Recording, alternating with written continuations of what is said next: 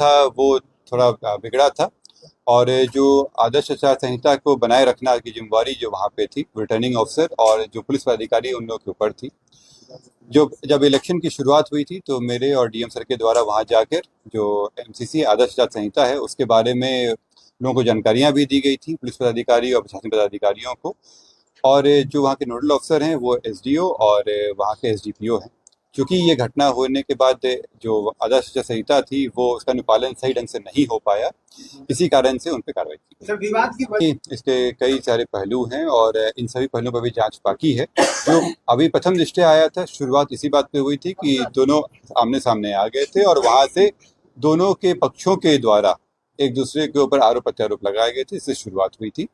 इसके जो अन्य पहलू हैं उस पर जांच जारी है। अनंत सिंह वहां से कितनी दूर चले गए थे? पहले भी आप लोगों को बताया कि जो लोगों के बयान आए और जो वीडियो फुटेज आए उसमें सभी तरह से मेल नहीं हो रहा है।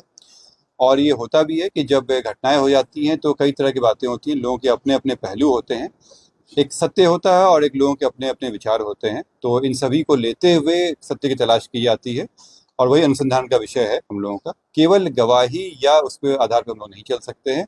सभी चीज़ों को देखते हुए जो हमारा सूचना है, आसूचना है, जो हमारे वैज्ञानिक अनुसंधान के तंत्र हैं और इसके अलावा जो फुटेज वगैरह आया है, इन सभी को जोड़ते हुए जो बातें सामने आएगी वो आपको सामने प्रस्तुत किया जा रहा है और आगे भी किया जाएगा। कहा है कि ये 3 गिरफ्तारी हुई है, इससे स्पष्ट है कि सरेंडर नहीं है, गिरफ्तारी है।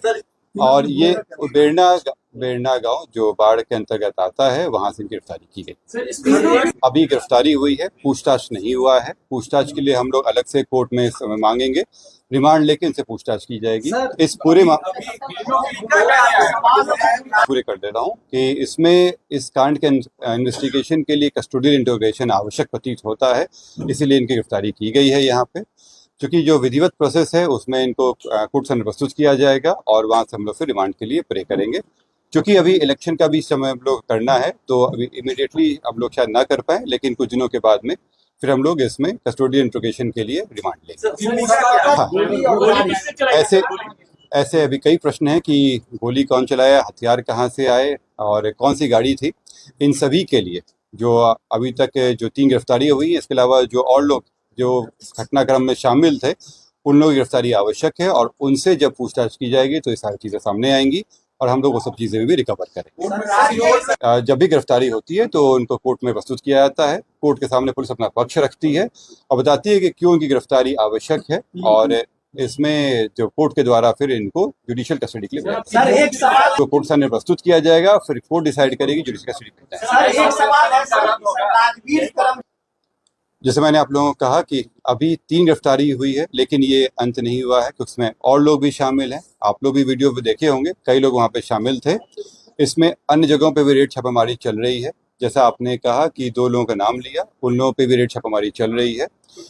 इसमें अभी अनुसंधान जारी है और उन लोगों पे गिरफ्तारी की कोशिश की जा रही है। मुझे उम्मीद है कि जल्दी गिरफ्तारी की जाएगी, नहीं तो जल्दी की जाएगी और विधि के अनुसार उसमें और भी तरीके हैं करने के। इन सभी चीज़ों करने के बाद इन सब का बीच में जब इंट्रोगेशन होगा तो सारी सच्चाई सामने आ जाएगी। इसमें जो आप लोग बता रहे थे कि क्या भूमिका है, तो मैं बता दूं कि पहला तो जो वहाँ पे लोगों के जो बयान वगैरह लिए गए थे, कांड दर्ज के जो कराया गया था, उसमें प्रमुख रूप से इन लोगों को अभियुक्त बनाया गया था।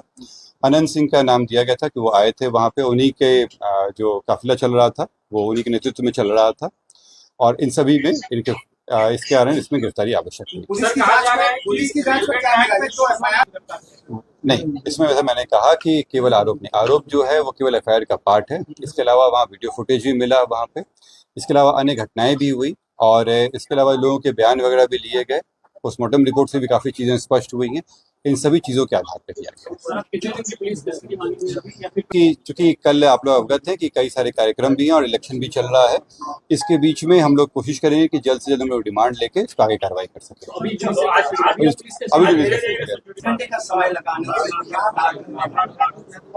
इसका मैं प्रश्न का उत्तर देता हूँ, क्योंकि आप लोग देख रहे थे कि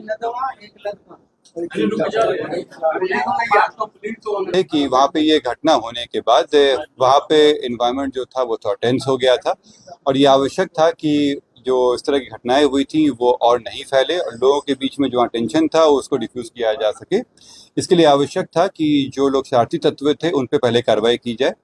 इसीलिए कल रात में सभी जगहों पर रेड छापेमारी करके कई लोगों को गिरफ्तार किया गया और तब तक में जो अनुसंधान था वो भी आगे बढ़ा और अनुसंधान के क्रम में गिरफ्तारी की आवश्यकता प्रतीत हुई। इसीलिए कोशिश किया गया है ये पूरा इसलिए किया गया ताकि इस चीज़ों में और जो वहाँ पे हिंसा घटना हुई थी उसमें आपस में भिड़त फिर से नहीं हो जाए, वहाँ शांति फिर से कायम हो जाए।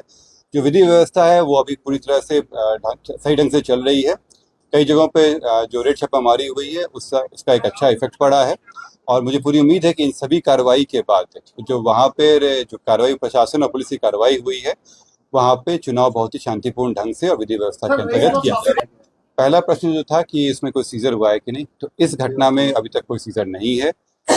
हम लोग जैसे मैंने बताया कि ये अनुसंधान अभी जारी है। इसके अलावा जो सीआईडी की टीम है वो भी अनुसंधान में है, उनका भी सहयोग हम लोग को प्राप्त होगा। अनुसंधान में कई चीज़ों का कार्य रहता है, वो सारी चीज़ें कराई जा रही हैं। इसमें जल्द ही बाकी चीज़ों की सीजर कर लिया जाएगा। क्या आप लोगों को इसमें कई कांड दर्ज हुए हैं। दोनों प्रत्याशियों के पक्षों के द्वारा भी केस किया गया है जिसमें एक दूसरे के ऊपर आरोप भी लगाए हैं। वो जो हत्या का मामला था उसमें इनकी गिरफ्तारी हुई है। जो दूसरे प्रत्याशी हैं उनका भी नाम अलग केस में आया है। अगर कोई एविडेंस वगैरह आएगा तो उन पर भी कार्रवाई की जाएगी। पुलिस जब एफआईआर की थी तो उसमें जो जानकारी प्राप्त हुई थी उसकी वो कॉग्निजेबल ऑफेंस था, उसके तहत उसमें कांड दर्ज किया गया था। उस समय ये जानकारी नहीं थी कि कौन कौन व्यक्ति हैं कौन कौन नहीं है, तो उसमें जब पहले कांड दर्ज किया गया उसमें अज्ञात व्यक्तियों पे कांड दर्ज किया गया और जब वीडियो फुटेज के आधार पर पहचान करते हुए लोगों की गिरफ्तारियां की गई। हर एक चुनाव को इस तरह से लेते हैं कि बड़ी शांतिपूर्ण ढंग से हो।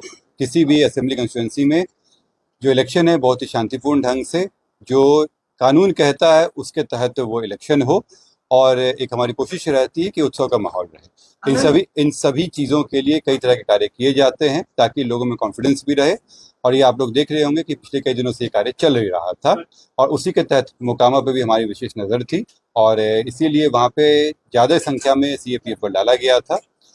और मुझे अभी जो सारी कार्रवाई की गई है और अभी जो पुलिस कार्रवाई चलती रहेगी इससे वहाँ पे शांति व्यवस्था बनी रहेगी। वहाँ पे कई अब टीम बना के किया जा रहा है। आज चेकिंग वगैरह भी हुआ था, प्रत्याशियों की गाड़ियों को भी चेक किया जा रहा है। साथ ही मैं आप लोगों को अवगत भी करा दूं कि जो वहाँ पे सभी प्रत्याशी हैं, जो तीनों प्रत्याशी हैं तीनों पार्टी के, उनके साथ में जब भी वो प्रचार प्रसार के लिए निकलते हैं उनके साथ मजिस्ट्रेट, पुलिस बल और वीडियोग्राफी साथ में रखा जा रहा है ताकि उनकी गतिविधियों पर नज़र रखी जा सके। ये वो क्या एक्टिविटी कर रहे हैं और संवेदनशीलता को देखते हुए जो तीनों पार्टी के प्रत्याशी हैं उन तीनों के साथ रखा गया है। जो जब भी वो प्रचार के लिए निकलते हैं उनके साथ में वो ये टीम रहेगी। ये कार्य हम लोग अन्य असेंबली कंस्टिट्यूंसी में भी करेंगे। नहीं, अभी इस स्टेज में ऐसा कोई इस इलेक्शन के इस स्टेज में ऐसा कोई प्रश्न नहीं, क्योंकि अभी तो इन्वेस्टिगेशन और जो शुरुआती बयान आए थे और जो वीडियो फुटेज आए थे उसमें भी जो सामंजन है वो नहीं हो पा रहा था जो लोगों के बयान से। वो वीडियो फुटेज को जो हम लोग प्रोसेस किए हैं उसके बेसिस पे कई जानकारी हम लोग को प्राप्त हुई। इसलिए मैंने कहा कि जो एफआईआर के अलावा जो इन्वेस्टिगेशन आया है उसके तहत कार्रवाई की गई है। जो आप कह रहे हैं वीडियो फुटेज के बारे में, मैं बात पूरी कर लूँ मैं बात पूरी कर लूँ। जो इन्वेस्टिगेशन में आया है उसके तहत कार्रवाई की गई है, पर वो हमारे इन्वेस्टिगेशन का पार्ट रहेगा जो वीडियो फुटेज आया है। इस जो हत्या मामले में 3 गिरफ्तारी है। इसके अलावा जो अन्य जो घटनाएं हुई थी इसमें मारपीट की घटना है, लोग घायल हुए थे, पुलिस से झड़प हुई थी, उसमें 80 के आसपास लोगों से पूछताछ करके गिरफ्तारी की जाती है। अवगत हैं कि 30 तारीख को एक गंभीर घटना घटी थी और जो दुर्भाग्यपूर्ण था कि इस तरह घटना नहीं होनी चाहिए थी। इस घटना में जो तारतर गांव है उसके समीप में 2 पक्षों जो वहाँ प्रत्याशी थे वो उन दोनों के काफिला आ रहा था और उन दोनों के बीच पक्षों में झड़प हुई और झड़प में पथराव हुआ, लोग घायल हुए और उसके बाद एक शव बरामद हुआ। इसमें जो दुलार चंद यादव हैं जो 75 वर्ष के रहने वाले हैं, उसी गांव के पास के रहने वाले हैं, उनका पूर्व में आपराधिक इतिहास रहा है, उनका शव बरामद किया गया। उसके बाद वहाँ पे दोनों पक्षों के द्वारा कांड दर्ज कराया गया। कांड दर्ज होने के बाद अनुसंधान प्रारंभ किया गया। पुलिस घटना की सूचना मिलते ही तुरंत पहुंची थी वहां पे और वहां से साक्ष्य भी इकट्ठे किए गए। घटनास्थल से कई जगह के फुटेज भी प्राप्त हुए, जिससे क्या घटना हुई है उसके बारे में कई जानकारियाँ मिली। लोगों के गवाह भी सामने आए और उनकी गवाही भी ली गई।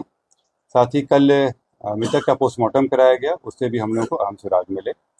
जो अभी तक के अनुसंधान में आया उसमें उससे प्रतीत हुआ कि ये जो घटना हुई है ये आदर्श संहिता का उल्लंघन भी हुआ है। इसमें ये एक गंभीर मामला भी था। हम लोग इलेक्शन कमीशन के द्वारा निर्देशित भी किया गया था कि शांतिपूर्ण ढंग से इलेक्शन होना चाहिए, और इसमें जब अनुसंधान किया गया तो पाया गया कि जो प्रत्याशी हैं वो वहाँ पे मौजूद थे, उनके सामने में घटनाएं हुई हैं, और जो कांड के मुख्य अभियुक्त भी हैं अनंत सिंह, उनकी आज गिरफ्तारी बेड़ना गांव से किया गया है। इसमें हम लोग को जो जानकारी प्राप्त हुई थी, इनके 2 सहयोगी भी इनके साथ में थे जो उस घटना स्थल पर भी थे, और उनकी भी गिरफ्तारी की गई है। ये 2 व्यक्ति हैं मणिकांत ठाकुर जो नदवा गांव के रहने वाले हैं, और दूसरा रंजीत राम जो लदमा गांव के रहने वाले हैं। इस पूरे 3 लोगों की गिरफ्तारी हुई है। जो प्रत्याशी हैं अनंत सिंह, उनकी गिरफ्तारी हुई है। दूसरा मणिकांत ठाकुर जो नदवा गांव के रहने वाले हैं, बाढ़ थाना अंतर्गत। दूसरे रंजीत राम जो लदमा गांव के रहने वाले हैं। ये लोग भी उस घटना स्थल पर थे मौजूद। इन तीनों की गिरफ्तारी की गई है। इन तीनों को आगे मजिस्ट्रेट के सामने प्रस्तुत कराया जाएगा और आगे विधि सम्मत कार्रवाई की जाएगी। इसमें जो पोस्टमार्टम रिपोर्ट आया है उस रिपोर्ट में दिया गया है कि उनके जो मृत्यु का कारण बताया गया है उसमें बताया गया है कि जो शॉक लगा है उनको हार्ड और ब्लंट सब्सटेंस के साथ, जो उनके हृदय और फेफड़ों में जो चोट आई है। इसके अतिरिक्त उनके पाँव में गोली का भी आया है, जिनको गोली मारी गई है। इस दोनों चीज़ों से स्पष्ट होता है कि ये हत्या का मामला है, और चूंकि घटनास्थल पे कई लोग मौजूद थे, वहाँ के लोगों के बयान वगैरह से स्पष्ट हो रहा है, तो इस कारण इसमें गिरफ्तारी गोली बरामद हुई? नहीं, इसमें गोली बरामद नहीं हुई है, क्योंकि इसमें जो मृतक के पोस्टमार्टम में बता रहा कि एंट्री वुंड भी था और एग्जिट वुंड भी था। मैं उत्तर दूंगा, यहाँ पे एक एक करके हम लोग बात करेंगे। एक एक करके आप लोगों के प्रश्नों का उत्तर दे देता हूँ। इसमें पहला बात जो था कि 3 लोगों की गिरफ्तारी हुई है। इससे 3 लोगों की गिरफ्तारी हुई है। इसमें अन्य लोग भी हैं जिनके विरुद्ध रेड छापामारी चल रही है। ये दूसरे पक्ष मैं फिर से रिपीट कर दे रहा हूँ। इस मामले में अभी तक 3 गिरफ्तारियां हुई हैं। इसमें